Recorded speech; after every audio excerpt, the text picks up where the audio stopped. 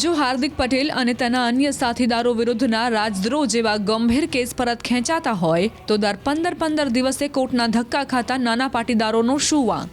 આ સવાલ વરિષ્ઠ વકીલ અને કોંગ્રેસ નેતા બાબુભાઈ માંગુકિયાએ કર્યો છે। 2015માં પાટીદાર આંદોલનકારીઓ વિરુદ્ધ નોંધાયેલા રાજદ્રોહ સહિતના ગંભીર ગુના પાછા ખેંચાયાનો દાવો ચર્ચાનું કેન્દ્ર બન્યો છે।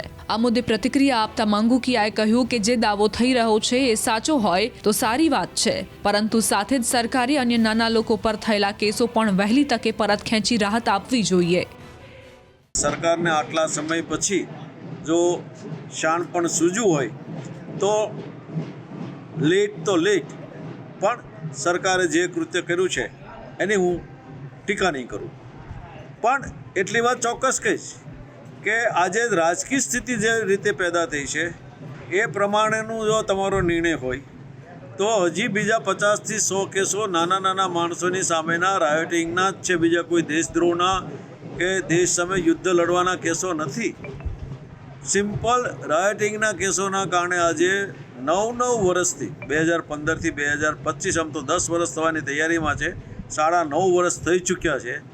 એ લોકો દર 15 દિવસે દર મહિને એકવાર નામદાર કોર્ટમાં હાજર થઈ અને લાઇનમાં ઊભા રહે છે, પોકાર પડે છે, જાઓ હવે આ મુદત છે એટલું સાંભળવા માટે નામદાર કોર્ટોમાં એને જવું પડે છે।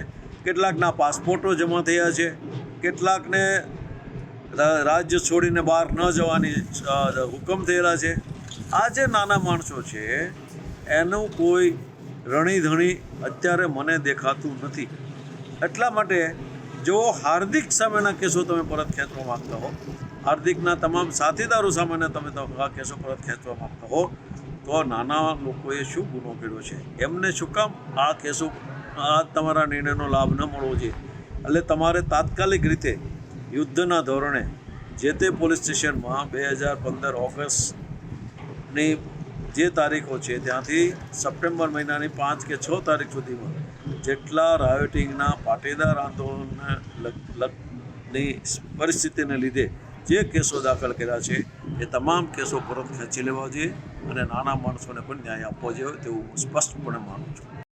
ધારાસભા એટલે કાયદા ઘડવાનું કેન્દ્ર, કાયદા ઘડવાની કેન્દ્ર કાયદાનું જ જો મિસયુઝ કરતી હોય તો સરકારે માફીપત્ર આપે ને કે અમે જ્યારે પાટીદાર આંદોલન વખતે જે કેસ લગાડ્યા હતા એ અમારી ભૂલ હતી એટલું લખી દે।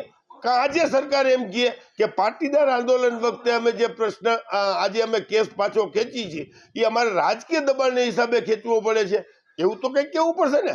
તમે જેનો ઉપયોગ કરો છો અને એમ થઈ ગયો કે હું પાછો લઉં છું, એનો મતલબ એમ થયો કે મારી ભૂલ થઈ ગઈ હતી, તો કયો ગુજરાતની જનતાને કે મારી ભૂલ થઈ ગઈ હતી અમે તેથી આ કેસ લગાડ્યા હતા।